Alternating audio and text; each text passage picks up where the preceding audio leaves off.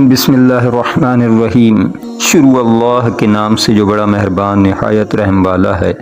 حضرت موسیٰ علیہ السلام بنی اسرائیل کے مشہور پیغمبر مصر میں پیدا ہوئے۔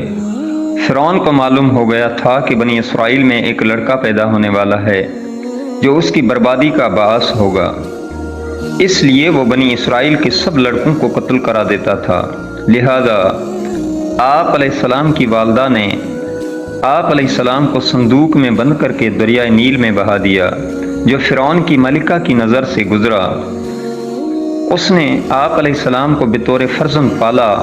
بڑا ہونے پر انہوں نے ایک قطبی کے مقابلے میں بنی اسرائیل کی حمایت کی، جس میں قطبی مارا گیا۔ اس پر آپ علیہ السلام مصر سے مدین کی طرف چلے گئے، جہاں پر حضرت شعیب علیہ السلام نے آپ علیہ السلام کو اپنے ہاں رکھا اور اپنی بیٹی کی شادی آپ علیہ السلام سے کر دی۔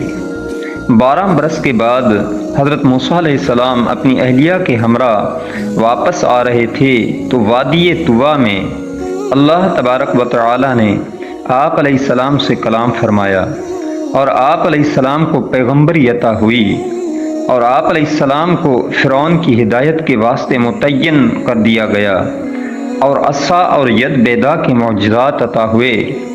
فرعون اپنے جادوگروں کو آپ علیہ السلام کے مقابلے میں لایا، مگر وہ سب خود کو حضرت موسیٰ علیہ السلام کے مقابلے سے عاجز پا کر ایمان لے آئے۔ بعد ازاں آپ علیہ السلام بنی اسرائیل کو لے کر مصر روانہ ہوئے۔ راستے میں دریائے نیل پڑتا تھا۔ حکم ربی کے تحت آپ علیہ السلام نے اس پر اپنا عصا مارا تو دریائے نیل 2 حصوں میں بٹ گیا، اور دریا میں ایک راستہ سا بن گیا۔ فرعون بھی ان کے تعاقب میں چلا آ رہا تھا۔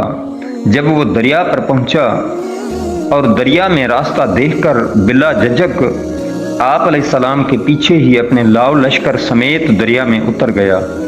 حضرت موسیٰ علیہ السلام تو اپنے ساتھیوں سمیت پار نکل کر آ گئے، مگر فرعون اپنے تمام ساتھیوں سمیت دریا میں غرق ہو گیا۔ پھر آپ علیہ السلام کوہ طور پر آ گئے، اور آپ علیہ السلام پر تورات نازل ہوئی، لیکن آپ کی غیر موجودگی میں سامری نام کے جادوگر نے بنی اسرائیل کو بچھڑے کی عبادت کرنے پر آمادہ کر لیا تھا۔ واپسی پر آپ علیہ السلام نے بچھڑے کو تو آگ میں جلا دیا، لیکن بنی اسرائیل کو بجائے شہروں میں بسانے کے ایک بیابان میں لے گئے، جہاں 40 سال تک عرصہ آپ علیہ السلام نے ان لوگوں کی اصلاح میں گزارا۔ قرآن مجید میں آپ علیہ السلام کا ذکر 29 مرتبہ آیا ہے۔ آپ علیہ السلام کے ذکر کے ساتھ اکثر مقامات پر آپ علیہ السلام کے بھائی حضرت ہارون علیہ السلام کا ذکر بھی آیا ہے۔